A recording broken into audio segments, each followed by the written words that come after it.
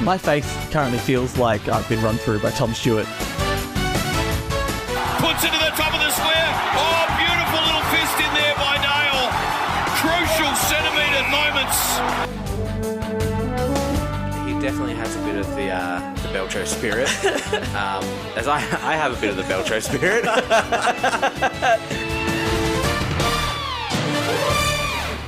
Hello everyone, and welcome to the least nepo-baby of AFL podcasts, attracting concerningly small crowds wherever we go, and hosting an alarming lack of talent and an inability to attract big names. My name is Jack.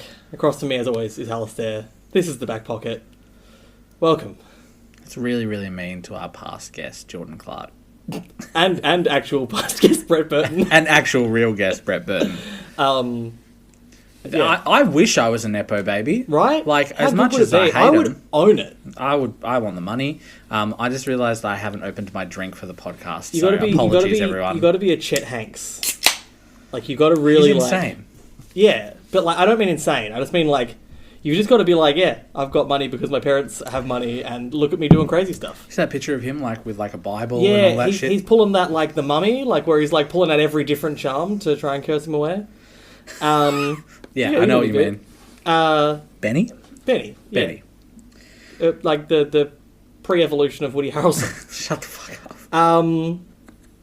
Football podcast. It's a football podcast. Weekend wrap. Oh, yeah, football happened. Greg's having an asthma attack. Should we start again? No, it's fine. Let's go. I wrote a little bit of notes for every game. I wrote that Cats and Dogs was genuinely sick. I thought the Cats were very lucky and Dogs were probably the better team in general. I think Cats were better in the first half and couldn't capitalise, and then the Dogs vice versa second half. But it was like what you'd have wanted from those two teams. Helps when, Geelong have a few extra players on field. Oh yeah, absolutely. Rubber the green deluxe, but also don't get caught holding the ball like 10 times. Yeah, definitely. But yeah, no, there definitely were like some umpiring bits that went Geelong's way. I also think that you shouldn't kick, like, what was it, 15-17? 16-17 to yeah. 27. Yeah, the 27 was insane. It was 11 goals straight between. Yeah, it doesn't happen Cameron every Neal, week like for that's- Shannon Neal, so No. That's definitely luck. Yeah.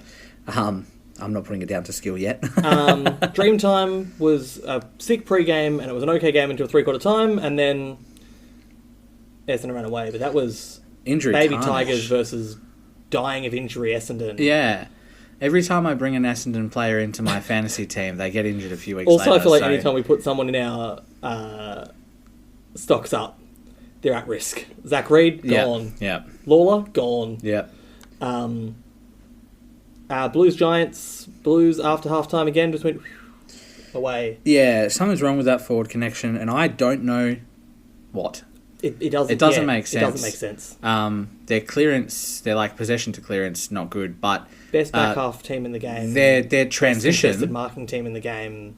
One of the best clearance teams in the game. their defensive to forward transition's really good. They just don't score when they get it there. Yeah. And I feel like if you fix that, it changes everything, but it's not being fixed. So I had some stats that Joe said about it the other day, but I've forgotten what they are. So, Joe, you can yell at me about that again later. But it was just about how the fact that they are winning first possession yeah. and clearance, and they have the least scores from clearance Yeah. in the comp. Per clearance, that is. So it's like, that's the problem. That's the connection that we need to fix somehow, but who knows how to fix that Yeah. without magically fixing Nick Newman and turning Doherty into himself from 3 years ago. Hey, he played well on the weekend. It wasn't bad. Brisbane Hawks. Brisbane were too good. They were Yeah. just too good. I feel like that was expected. I feel like everyone was death riding Brisbane after a bad loss. And but now everyone's death riding Hawthorn. When like they're both top four still. They're both, or maybe Hawthorn will drop to like fifth or something, but still they're like, sixth. They're both thereabouts. Nobody's more than like a game or two off of top spot in that section. I think it's fine. Charlie Cameron hit some form, which Brisbane will be very, very happy Yes. about. North and Collingwood, it was Fun not for a a replay half. of last year, but the last quarter was. Yeah. Like, it was a replay in the sense that North were good until halftime, and then Collingwood just kind of went, all right, that was fun. You guys can...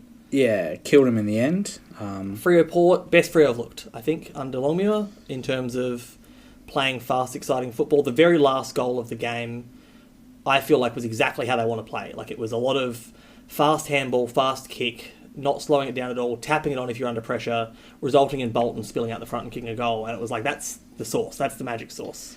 Can you guarantee 6 goals from Reed and Dudley every week, though? Absolutely not. No.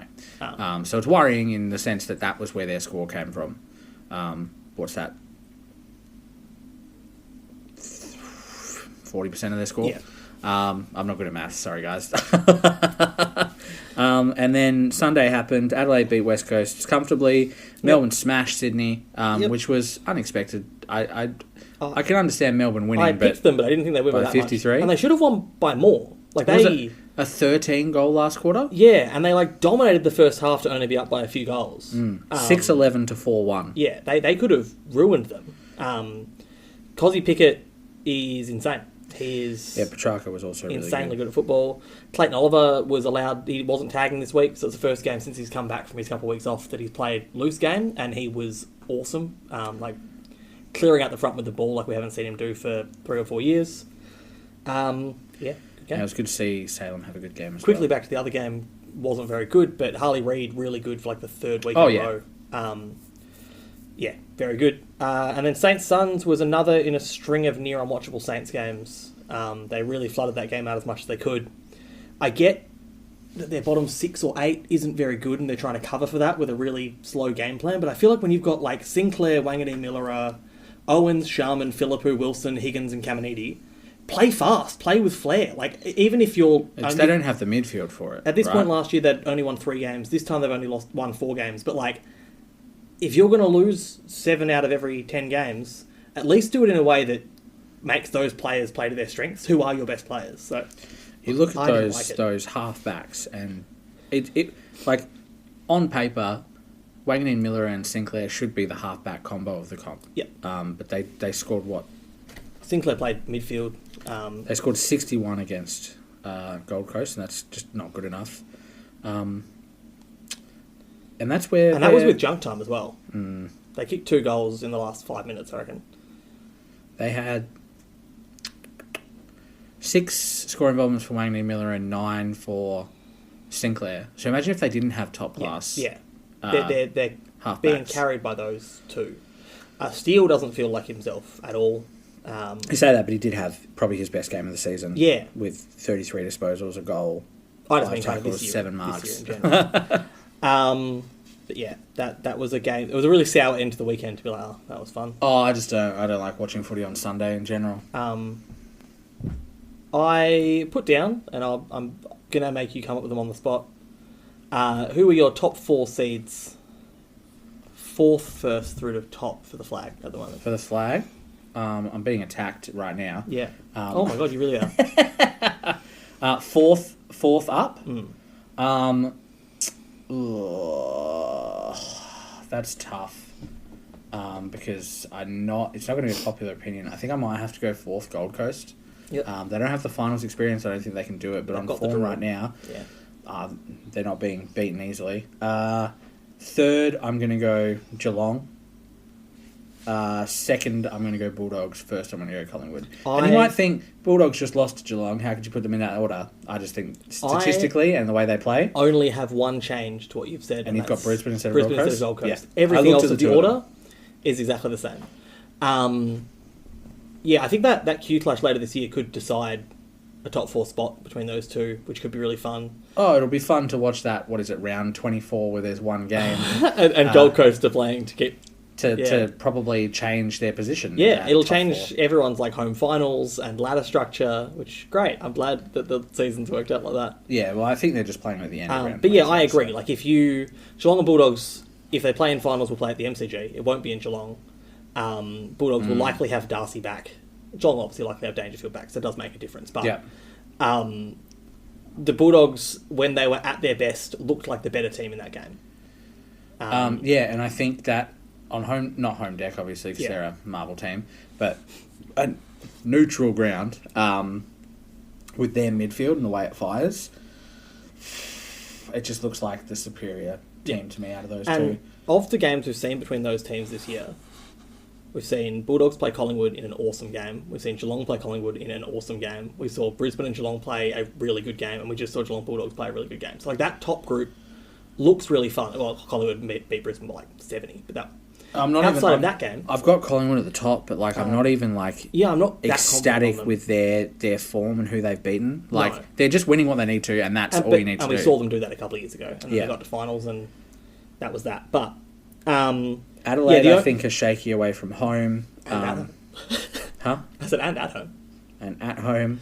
Hawthorn I'm unsure about. Yeah. GWS are just sitting in the 8. Fremantle will have a chance to get in, but I don't think they can win it. And of the also Rams currently, I don't see anything happening for Essendon, Melbourne. I think Melbourne's the only one that still can make it of that next group. Like they've got the football, their best football, as we saw in the GWS game earlier in the year, and then just the last 6 weeks. Their best football's good enough. Never count them out until it's out, but yeah. I don't think they'll do any damage once they get there. And the only reason I have Bulldogs at 2 and not 1 is just that they are dickheads. And we've seen that happen so many times. Like last year against Hawthorn, they should have won that game. They probably beat Port the next week, and they've got a whole different final series. But they put Bont at full forward. Libba has like 20 disposals. I feel like that's not happening this year, though. And yeah, I agree. But I just don't trust them yet because of what they're capable of doing when they're dumb. Oh, for sure. Mid-season draft is tomorrow night? Yeah, tomorrow night it is. I'm interested to see how that goes. Essendon with 4 players to pick. And it looks like they're going to be playing this week. But at least one of them. The AFL made a special exemption that one of the players they pick, or as many as they want, can come straight into the side, despite the fact they have to name teams before the draft. It's interesting to say the least because I think it's only happened once, and it was the Bulldogs with Gardner. Yeah. I could be wrong. It might have happened since then.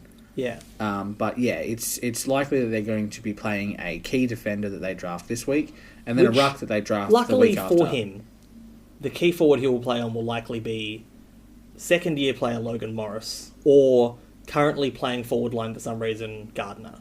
Like at least they're not playing on like a power forward first up, because that would be much worse. I'm hoping Clancy Dennis gets picked up, but I think that anyone who picks him up won't be doing it to play him this year. I think he is a project. Whereas the players Essendon will pick will probably be a ruck and a couple of key defenders who can play within the next month. Yeah. So likely experienced players. And then Parfitt, plenty of clubs apparently looking for him. I doubt someone interstate will pick him up. Yeah. I think he'll stay here. So it'll probably he's clearly put some roots down in Perth. There's a lot of his former teammates here. West Coast obviously could do with the extra grunt. So will be interesting to see. I think he would be. Is a point of difference the right word? I think it would be something slightly different to what we're seeing from them. They're playing Gross, who's a kid. Yeah. They're playing Hewitt, who is still young. Parfitt was always capable of at least getting the ball and getting it out, and then getting forward and kicking goals. Like he did always have that ability. I think the main reason he got dropped from the list was that he wasn't fast enough to play like modern football. The way the game changed in the last few years. And he's clearly worked on that. Like his tank is bigger, he's trimmed down a bit so that, pure grunt football's gone. And that will be the thing that will be interesting. Like when he gets back to AFL level, has he sacrificed too much of that game? But we will see. Oh yeah, and I'm sure he'll just need to slot in. Like it won't. Yeah, I think so. Alex Pearce free to play. I'm shocked. Yeah, Moose Missile. I'm not upset because he clearly didn't mean it. I feel bad because I messaged my Freo supporting Fred and antagonised him. Saying it should be 4 weeks. Saying it should be 4 weeks. But, like, every other version of that we've seen in the last year has been 3 weeks. So well done, Freo lawyers. Yeah, it's not often. They Well, and that since there was a joke that it was cursed because they haven't had anyone get off since Fife in his Brownlow year. That was the last time they went to the tribunal and got 3 fines overturned that year, sure, didn't he? Yeah, and they challenged the last one. Yeah, and he got it overturned and won the Brownlow, and it's been cursed since then. But as someone pointed out to me earlier, they played as Walyalup this week, and they're undefeated as Walyalup on and off the field. Shall we jump into the votes? Yes, we shall. Now, if you want hard-hitting information and stats, come back in 2 weeks. Come back next week. Next week will will be normal. So, tell us what the votes are. What are we voting for? This is for the Scarlett Silvani Medal, which is for the best defender in the comp. We go 5 through to 1, based on mostly defensive acts, but if you get enough rebound ball and set up enough play from behind the ball, those ones also Yeah, that happens. Alistair quite often cancels you out if you have a single centre bounce attendance. Yeah. I'm a little bit more lenient than that, but We'll see how you go this week for yeah, me. yeah, we'll see. Did I check them? No. I checked one and I went, oh, I can remove them immediately. Well, hopefully I haven't picked them. I think I might have. We'll find out. So, who is your one vote? My one vote goes to your favourite, Sam de Koning from the Geelong Football Club. I did think he was really good. He got a special mention for me. You are a perennial Sam de Koning 1 and 2 voter, so I thought you would do the same. Yeah, not this week. He was really good. He set up really well behind the ball. 10 spoils. Yeah, he was in another stat as well. They had a lot of intercepts. Anyway, I think he had. I'm making up the number. The I'm just going to ball say went- he had 8 intercept the ball possessions. went in there a lot, and he was the main person bringing it to ground. He was crashing packs. He was spoiling Does it help He that set they up- didn't really have tools? Yes. really well. Yeah, like it was obviously Norton. Most of his goals were ground balls. And There was Buka one Cummins where was- De Koning had tried to set up in the middle of the ground, and the ball Geelong just hadn't created a contest on the side, and Norton got out the back, and I was just watching De Koning try so hard to run like a 100-metre sprint to catch Norton, and it just ended up him like basically flailing as Norton kicked it from the goal line, and I was like, He needed his face a low mask, so I line. would have got him there faster. yeah, for aerodynamics. So who's your one vote? My one was to Nathan Broad. First game as captain for Richmond. Yep. He had 22 disposals, 6 of those intercepts and 5 contested. He had 2 scoring involvements, 1 score launch. He ended up with 2 coaches' votes for the game. Especially when they were holding on to that game in the first half, he did a really good job. Set up really well. They were a really young team. And I thought he did a really good job of supporting them. So Yep, I had him written down on my pre-votes. big long list of people who didn't get any votes. Yeah, I didn't put any of them on there. Which brings me to my 2 votes, which is Nick Floston from the same team. Nick Flosstone was a special mention for me. Whose name I can't say, apparently. Brody was in. Flosstone? Flosstone? I think it's Flosstone. Flosstone. Or Anyway, I didn't write Flosstone. down his stats for him. I just wrote, what a guy. He's so good.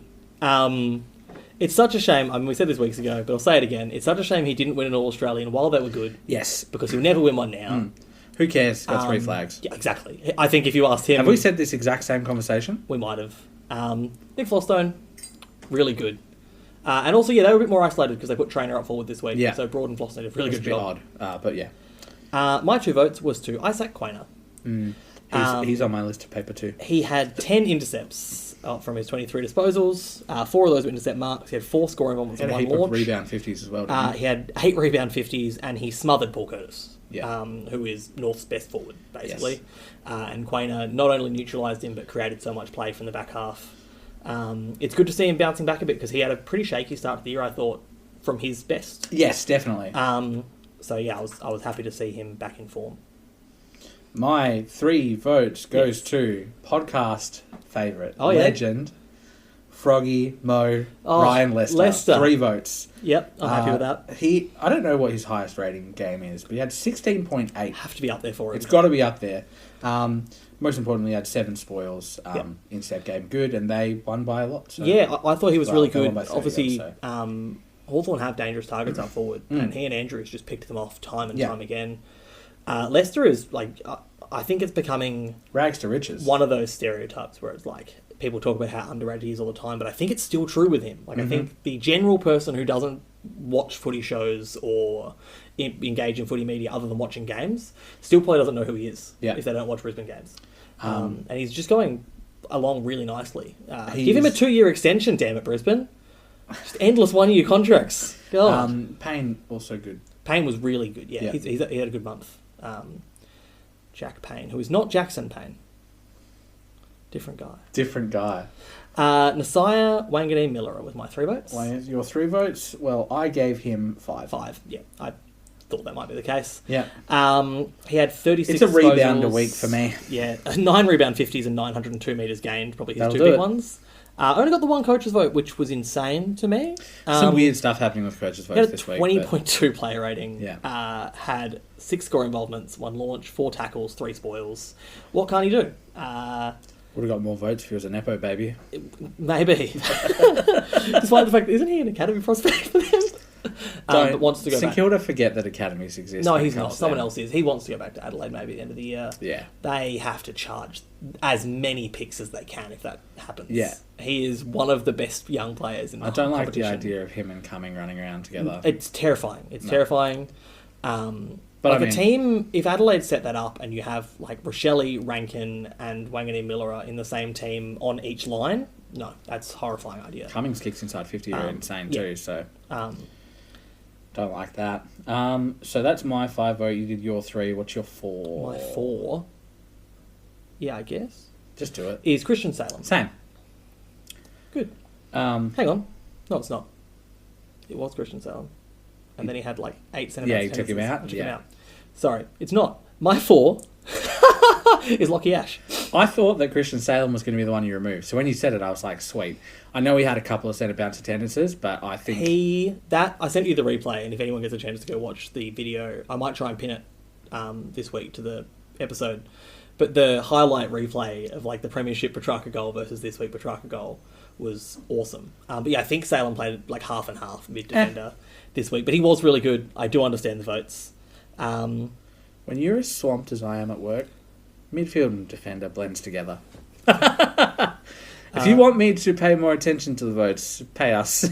Yeah, Send us money. Yeah, exactly. If we could do this full time, it'd be so much easier.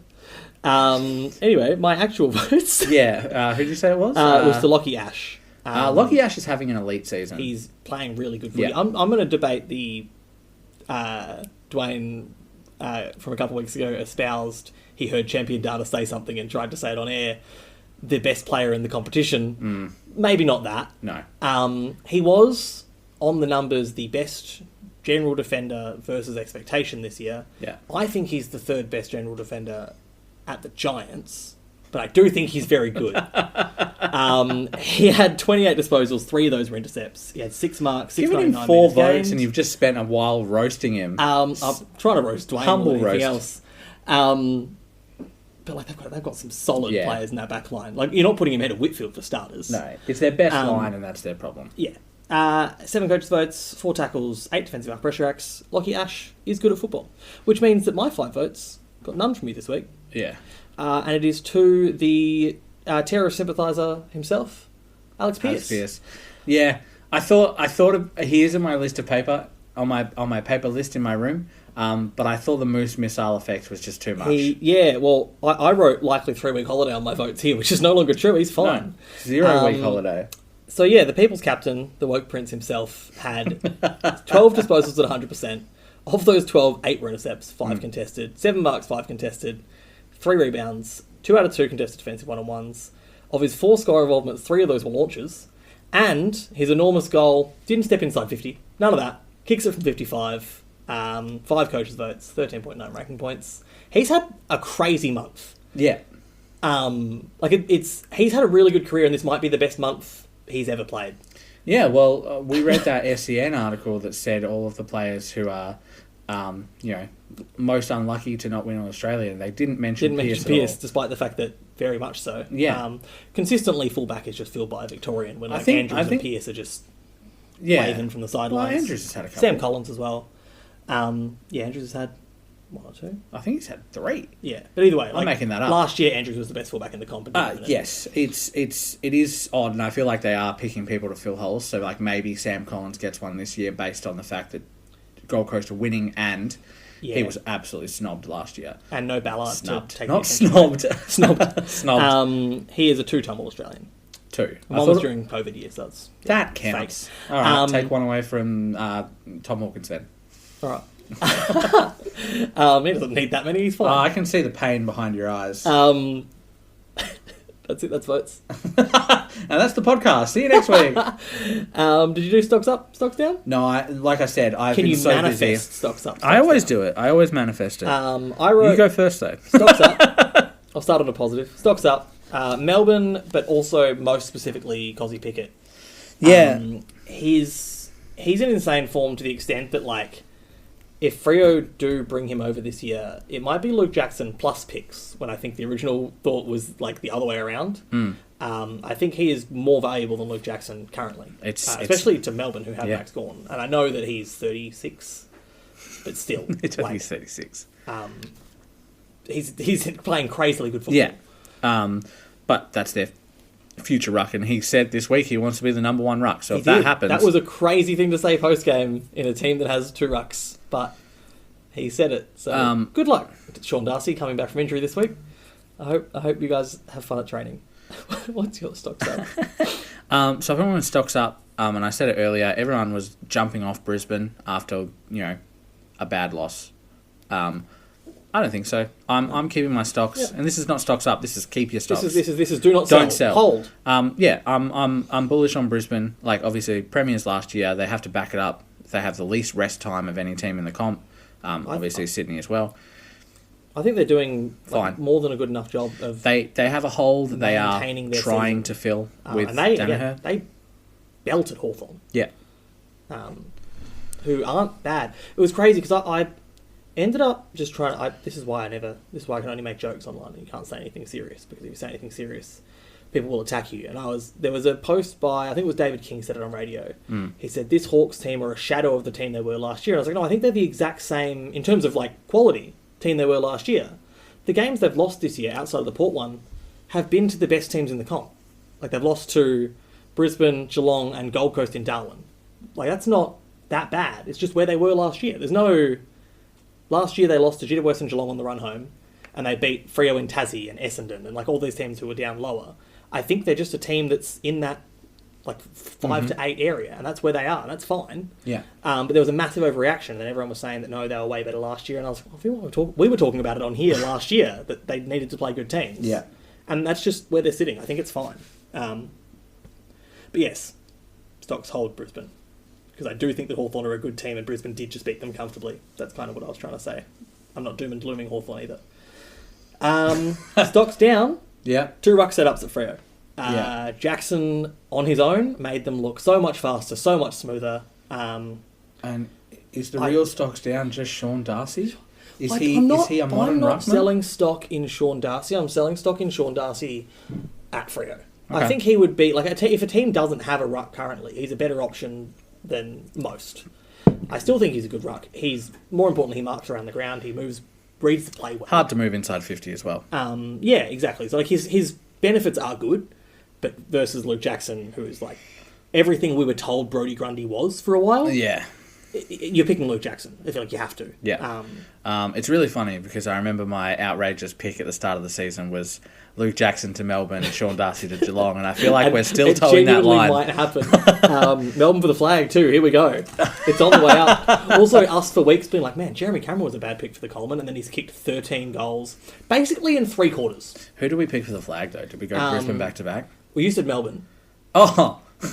You said Melbourne would beat Brisbane, and I said Brisbane would beat Freo. Okay. So Freo's not looking as good. Yeah. But we both had Hawthorn and Collingwood missing. This is why you can't be a jokester when you're doing predictions. We both had Hawthorn and Collingwood missing finals. My stock's down, and I'm going early on this so that hopefully I'm wrong. Yeah. Is Carlton's 2025 final chances. They have 4 weeks coming up that if they win each of those games, they will be 8 and 7. On the positive side of the ledger, they have Essendon, West Coast, North, and Port. Winning those 4 puts them 8 and 7, but it still puts them 2 games out of the 8 by my estimations. Yeah. They need other teams to lose around them. And to beat the harder teams later in the year. Yeah. The Collingwood game is a must-win now later in the year. 100%. And that just doesn't happen for Carlton. Yeah, no, it's just one of the... Well, we just saw Brisbane beat Hawthorn, and that hasn't happened in 8 years. So. Yeah, and I've tipped Sydney to beat Adelaide this week. It's and so Adelaide haven't beaten them in five years, so... Me too. Watch me get that wrong. I'm picking Sydney this week. We'll get to tips in a second, but same. What was I going to say about that? I had something. Oh yeah, it's crazy that record between Brisbane and Hawthorn existed because Hawthorn were bad and Brisbane were good for most of that time. And just every year Brisbane would take a trip down to either Melbourne or to Tasmania and lose to Hawthorn.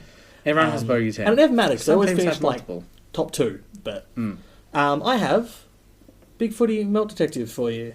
You're not doing stocks down? I did stock down for a ruck setup. Oh, you did. Sorry.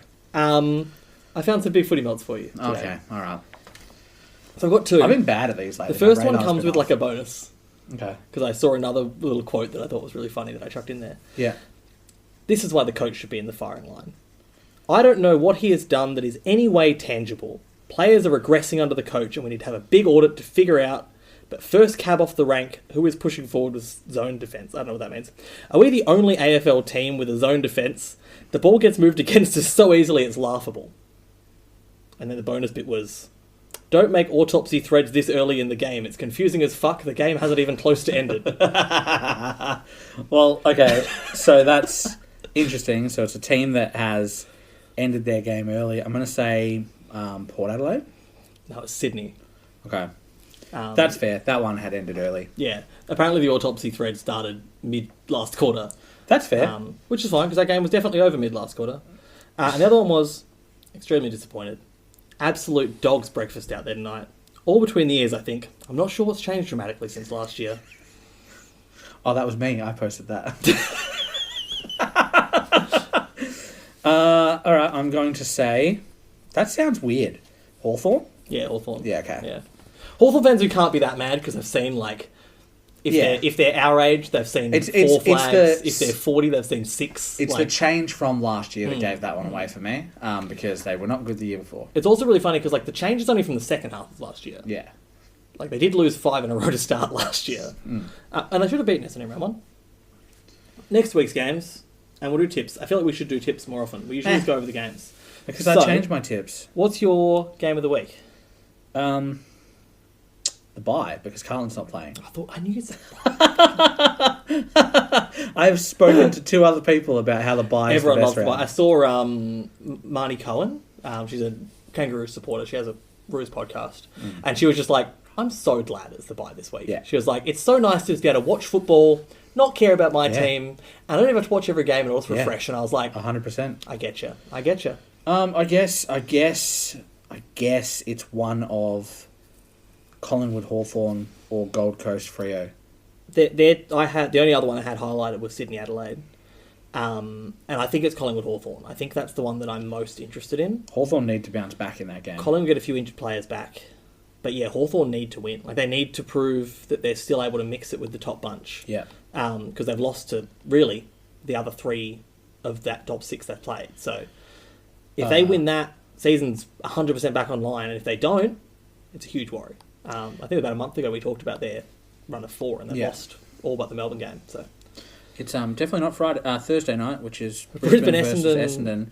The first time all year I've tipped a margin above 20 points. Same, yeah. I went 48 or something. I'm currently sitting at 32. I usually rein it back, but I saw Ben Mackay was out as well, and I went, Jesus. No Ben Mackay, no Zach Reid, and that's been their backline this year. Jaden Laverdo and the debutant down there. Yeah, it's rough. And obviously Clark had a great game. It's rough because the debutants they've brought through have looked good. Like I said, Clark had a great game, but is he doing that against Brisbane? No. Probably not. Against that back line? El Hawley's injured. Our mate was sending us through all of the... Ridley's injured. Ridley's always injured.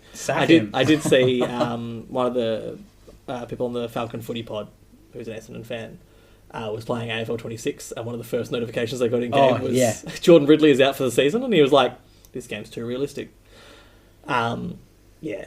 I think Collingwood Hawthorn, but then Sydney Adelaide's fascinating. I don't know if it'll be a good game. Langford's out. That's the big one. Langford's out. Yeah, that's right. I saw it. So that was one I picked. I saw it straight away. And I was like, oh, he's done a quad. It'll be Wright and Caddy up forward, which is still enough. But like Langford's such a dynamic player. Caddy breakout game would be a crazy time to do it. Caddy? Yeah. Oh, sorry, I thought you meant Kakko. I was just saying, that would be helpful too. If Caddy and Kakko had a breakout game at the same time on the weekend, awesome. Yeah. But Kakko is just... I wonder if there's like a weird game plan problem where they're trying to get him to play like a high half forward, and he should just be a stay-at-home forward pocket, but I think so many times the ball's streaming into the forward line, and he's just behind it, which is like, it's not where you want him to be. So I don't know whether it's a team problem or a him problem. From what I've seen, I don't think it's a team problem, because I'm seeing Gresham do that running. Yeah. I'm seeing him get to those spots.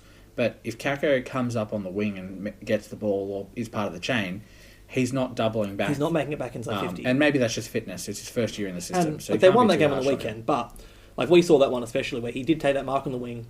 He did the set-up kick, and they didn't turn straight away. Yeah. And he just had to be at the fall of the ball at the marking contest. Yeah. And then by the time the ball got inside 50, he was just entering the 50. And it was like, it's just not quite there. He is zippy, but I do find that the moment he touches that ball, someone is already tackling him. Yeah. So whether or that's he just can't get the separation, or maybe it's just in the wrong spots. Yeah. First year. So everyone saw what he did in his like carnival year. His highlights were insane. Yeah. His preseason game against Geelong was nuts. Yeah. The talent's there. Yeah. I just hope that it's like just a first year Blues thing. I would really like him to do it just for my fantasy team. He's sitting on my bench hemorrhaging Just money. give me a couple more weeks just to yeah. Speaking of injuries, Mac Andrew rolled his ankle late in that game. Went off. They said it was fine. He was walking around after the game. It was his 50th game. Walking around after the game with the boys. Only a little bit of a limp. They said it was just a rolled ankle, but they stayed there for the night. Foot off. He got back to Gold Coast and left the airport in a moon boot. Yeah. And there's still no update as yet. So it'll be really interesting to see. Moon boot for rolled ankle seems normal to me. It does, but it is more than just like a maybe nothing rolled ankle. Well, it's only Tuesday, right? Yeah, but I wonder if they'll want him this week against Freo and next week against Geelong, considering they've already lost Ballard and their backup in Himmelberg, who I keep calling Frampton. I did it to you last week in conversation. I did it the other day on Twitter. A Collingwood fan was like, Frampton? I was like, how have I done this twice? Blonde, tall. Frampton's good now. I can't the injury list for Gold Coast Sun says Mac Andrew, ankle, test. probable. Probable. It says okay. probable. That's good. They're doing medium term, long term on there. Interesting. Well, maybe but they do say at the bottom, injury timeframes, they say exactly what medium term and long term mean. So that's more like what they do in basketball in America. Yeah. Where they give like a time frame, probable. Yeah, okay. That's fine. So what did they say specifically? Just says he'll be tested. Yeah. Caleb, So I'll keep an eye on that when the team come Caleb out. Graham, the first up it says for them, but Leo Lombard debuting. But yeah, I think the thing to keep an eye on will be like if he is named obviously on the field or on the bench, and then if there's someone in the emergencies or on the bench who is a key. they're always going to put one in though. Yeah, that's true. That's true. They would be stupid not to. Yeah, Because if you're it comes to game day, You're right. they're like, well, we didn't want people to think And he I'm was not. going to Look, be out. I think Freo have found a bit of their mojo in the last 3 to 4 weeks. I don't think they're beating Gold Coast in Gold Coast. With the way Gold Coast have been playing up there. It depends if they deploy the Moose missile or not. Well, yeah, he's back. He's unleashed. Yeah. He can do it scot-free now. He can even take his eyes off the ball. As long as you do it late enough. Well, On a serious note, I don't know how they legislate that. Because how do you punish the person? Because it's Darcy Byrne-Jones who's put himself in danger there. But how do you legislate against that without ruining the fabric of the game? You can't, right? It's too hard. I just saw 3 and went, sure. So I'm saying, well, we watched it live. I liked you. You were like, oh, he's got his eyes on the ball. Yeah, I literally watched it, and it was obviously slow motion replay. Yeah. He had his eyes on the ball until the last minute, and that's when he braced. And I feel like that's going to be the natural reaction. But as soon as you brace, I feel like That's when they've paid it, right? Yeah. And I'm glad they didn't, because again, he would have marked it if Darcy Byrne-Jones didn't, suicide bomb himself backwards. But he couldn't, because Byrne-Jones was there. I wonder why. I didn't read the full tribunal hearing about him them trying to get him off. But what was that nonsense about The eggshell him being skull? under oath? Oh, Can you explain that to me? the Freo lawyer had to be told that Alex Pearce wasn't being put under oath because it was not a real legal. You just lie. Yeah, They always you can. do. Absolutely, they do. I was like, imagine being perjured for the AFL tribunal, going to jail for 3 to 5 because you Alex lied. Pearce, 3 to 4 weeks perjury. Oh yeah. Better than bedtime. And then the AFL lawyer said, now I don't, because this is a tribunal hearing, and I don't want to use legal jargon, but in this case you have to assume what is called the eggshell skull something. And I'm like, you didn't want to use legal vocabulary and then you immediately did? And what he basically meant was, when you hit someone in the head, and this is in real life, not in football, where you have to assume that people are at least functionally able to be knocked into. But if you hit someone in the head in real life, the person is charged as if the person they were punching could have had an eggshell skull and it could kill them. Like they had paper thin skull. Right, and I get that outside of football, but like if you had that problem, you can't play football. Yeah, I wouldn't bring that. Also, Bring that up. the eggshell got thrown at Pierce. Yeah. Like he got an egg thrown at him, and he went, "Oh no, an egg." It's funny that you did use the word jargon and then you went on to use a different word, because I was teaching someone the other day, as I want to do at my work, and I told them not to use jargon, and they said, "What's jargon?" And I was like, "Oh, jargon is jargon for jargon." Like, it's such a stupid word for what it actually is. It is a stupid word. It feels very Australian, but I don't think it is. When we say it, it does. Yeah, jargon. A little bit how you going? A bit of jargon. Like a really awkward bloke just saying how you going, but you can't the understand Bulldogs kicked a goal inside the last minute of every quarter. Now, we couldn't get access. I got some of the guys who work on This Week in Football. I feel like GWS did the same thing. They did it for the first and second quarters, yeah. But yeah, I got the guys on This Week in Football to have a look at the stats for me, because we could only get... They don't have count-up clock on the actual data, but inside the last 90 seconds of every quarter on data, they're only the sixth team to ever do it. On that many? Yeah. One in each quarter. And they're the only team to do it and lose. Oh, wow. That's brutal. That's brutal. All the other ones were like, I think it was Geelong did it. Geelong have been involved in two of the games. One of them was that game against Richmond where they won by like $1 million in 2007. Yeah, that doesn't count. One of them was a Freo-Carlton game where, Freo murdered Carlton. Yeah. And then there was another like Richmond game. It was back when Carlton and Richmond were grim. Yeah. And then there was like a Freo GWS game or something. But only happened, a few Freo other being times. involved in two of them feels wrong. It's very weird that there was like multiples. Multiples. Yeah, it's one of those things. Junk time goals. It's like, it's one of those things that commentators talk about, and you're like, oh, fucking commentators. But junk time goals are the most annoying thing in the world. I got up to do one thing. There was like 10 seconds left in that first quarter for Carlton. Yeah, and there was a goal kicked. Yeah, I think I went to pee. And there was 10 seconds left. I came back, and GWS had kicked a goal. Yeah, Carlton kicked a steadier. Yeah, and you were like, oh, thank God. And then they kicked a goal. I hate it. It's one of the most frustrating. It's awesome to watch your team kick a goal like that. Yeah, well, I was thinking, like, surely that's going to be one of the main things. I know a lot of coaches talk about system, yada, yada. But, like, surely Geelong look at that game and go, the thing that almost cost us this game, outside of the Kennedy goal. If you take 6 really goals away from that margin. But if you took, 4 goals away, all kicked in the last minute, they were more than they kicked in red time in total. But, like, those 4 in the last minute of the first 3 quarters. What's your defensive setup to fix that? That's a hugely different margin, right? They're not under as much stress in the second half. Has junk time goals been a problem for them, though? Maybe it's the way the Bulldogs set up. Maybe that's different. And they are chaos. They are very frenetic. That midfield is insane. I look at some of their players sometime and I don't know what role they play. Richards got tagged. He had 2 disposals in the first quarter, 8 in the first half. He finished with 30 and was one of the best players on the ground. I look at players like Fraser and James Harms and I'm like, I don't really know what role you're playing, but you're always there. Yeah, they play insane football. It just doesn't make sense to me. Poor Harms. I posted to... Marnie Vinyl wrote an article about him this week. About how a lot of players benefit from shifting clubs because it's just a different mindset. Yeah. You don't doubt yourself as much because you like get to rebuild who you are in front of new people, whatever. And then he has his worst game of the year. And I was like, Mons, can you just turn him off and on again? Can you undo whatever you did when you interviewed him for that article? Whenever I read a puff piece about a player, I go, well, they're not going to have a good week. Yeah, but he has been good this year. He's been really good. No, that's why I brought him up. There was another thing I was going to say about that game, and I've forgotten. I don't know, it's the only game you're talking about. Talk about different games. I talked about other games. I snorted. Fuck. Oh, yeah, I was going to say, I found it watching... So Shannon Neal kicked 5 goals, only one of those from a mark and one from a free kick. And it's just another testament to the fact that clearly at some point the coaching committee, after 2020, went to the recruiters and were like, we just need guys who run forever. Yeah. And Jeremy Cameron comes in, they draft Neal, they bring Nevitt into the team, they draft Holmes, they have Clark as well, who's gone now. One of the clubs ahead of the curve. They bring in Smith, and they were just like, we just need to be able to endlessly run. Yeah. And that's what made that game on Thursday night so appealing, was that both teams just had a tank that just did not stop. And you'll find those are the teams that are... I think Brisbane's the outlier there. I don't think they're the running team. I still think they're contested for the most part. But they finish games off so well. But, yeah, even Sydney's runners...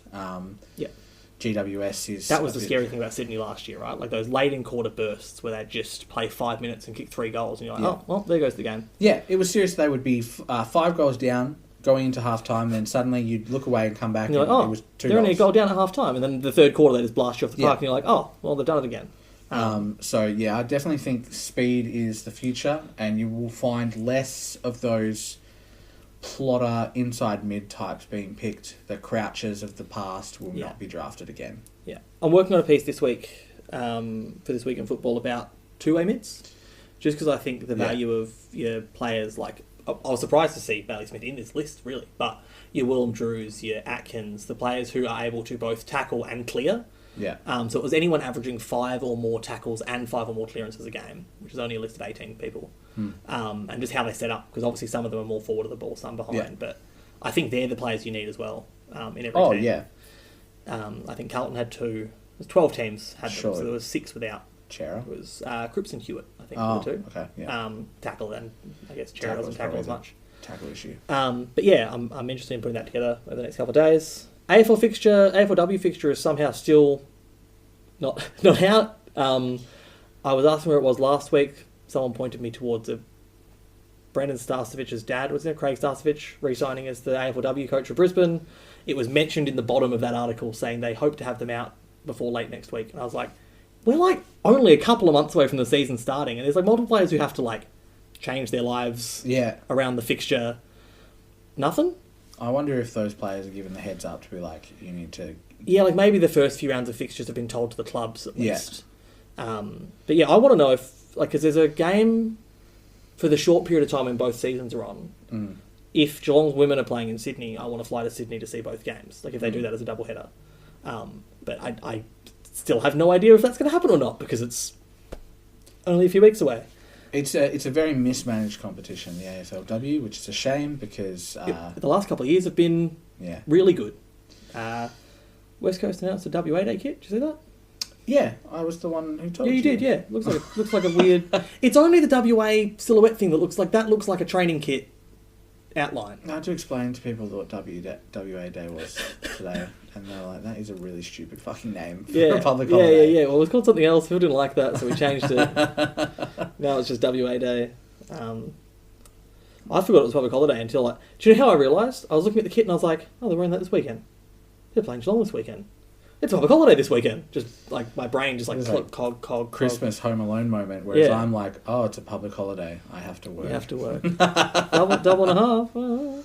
Yeah, I guess that's the only benefit. But did we talk about Preston last week? Oh, Northern Bullends. No, we didn't. No, yeah, I didn't think so. I think it's very cool that they're going back to Preston. Yeah, the club formerly known as Preston, who were then the Northern Bullends, who were then the Northern Blues, who were then back to the Northern Bullends, are now back to Preston. Hang on, you forgot the bit where they didn't exist in the middle there.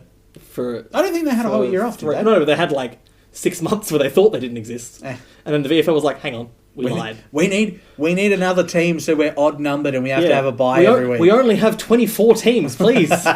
Please, Northern Bullends. Yeah, so they're coming back as Preston. That's cool. I've looked on their merch because I want to get some Bull Ants merch before they stop being the Bull Ants, and it is dire pickings. Are they changing from the Bull Ants?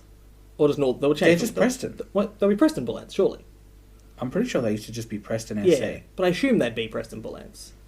But I was just looking at it, I was like, I think that the Bulldogs should go back to Footscray. That was all I was like, if you can do it, do it. Every time I see the Footscray stuff, when they do it every year, I'm always like, it's just better. It's just better.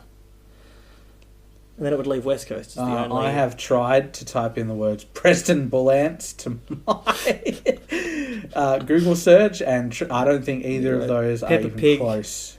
Phrenology. Oh, no, not that. We're not doing that. But anyway, yeah, I think it's cool. I think that...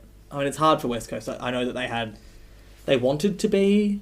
It does say on their Wikipedia page, so who knows? Yeah. It says Preston Bull Ants Amateur Football Club, formerly known as the Northern Bull Ants and later the Northern Blues. Yeah.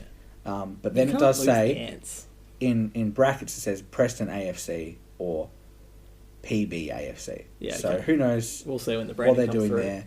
But yeah, they need to work on their merch game because it's pretty dire there. Waffle merch is really disappointing. I mean, I made that Sharks kit to wear to the grand final a couple of years ago. And I mean, it must be hard. They don't have the money, right?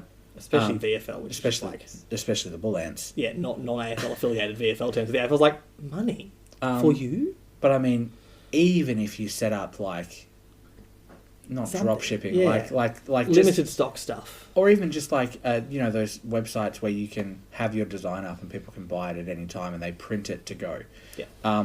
Because I looked and I was like, oh, cool, a Bull Ants hoodie. Oh, they have one in a youth 12. Cool.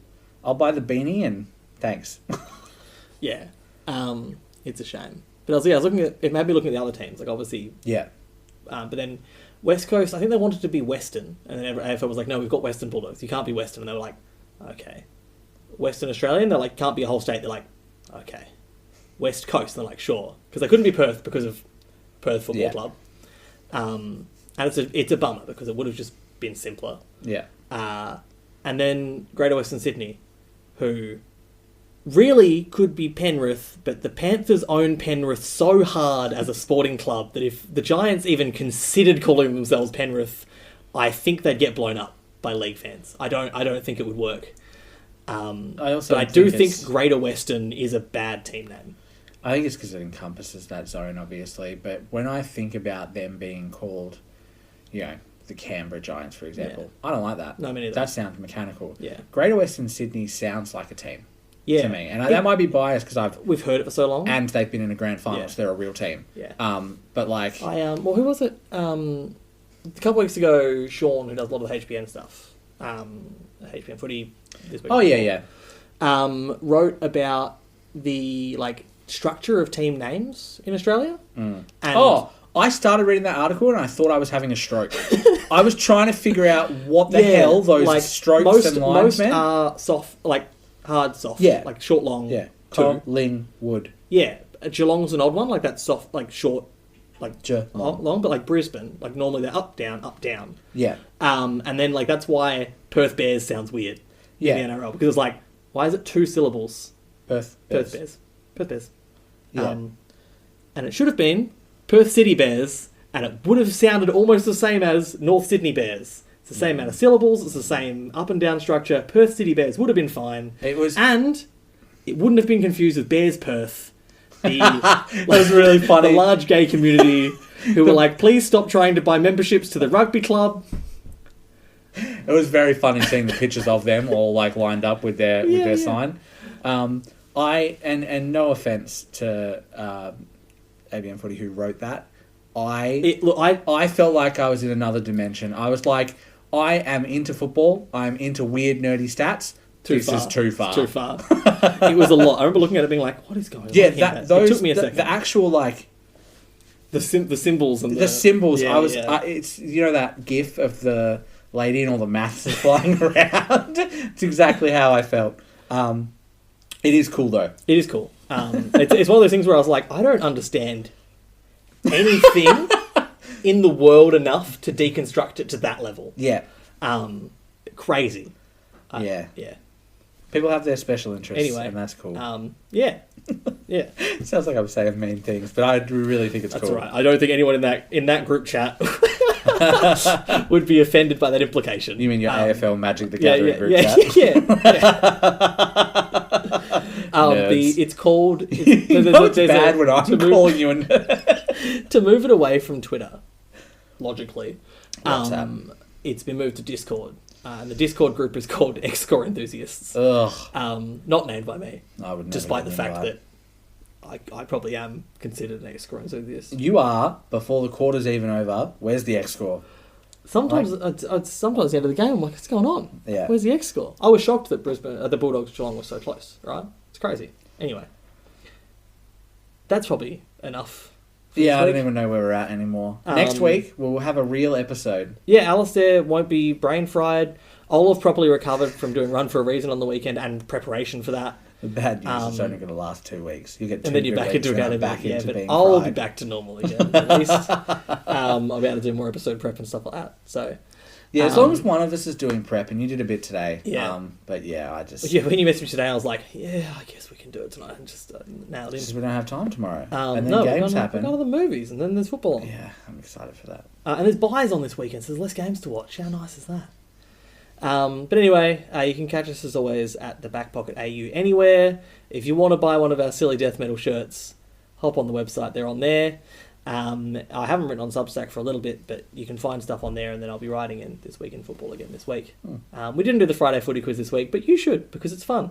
It's fun going, I have no memory of this thing they're asking me about. It's a good thing we didn't, because I did do it this week. Yeah, you did, that's you right. reminded me, and I got 6. Yeah. So it was hard this. I didn't like it. It's easier when you read them. I'm like, who won the Norm Smith in 2004? And I was like, for Port? I don't know. It was Byron Pickett. But I got it wrong. Anyway. But we will see you after the first week of buys next week. What if we took a bye? We should just take a buy round. Just week off. No one gets votes that week. We'll just pick it strategically. Yeah. Sorry, guys. If you played that week, tough cookies. All right. Bye, everyone. Bye.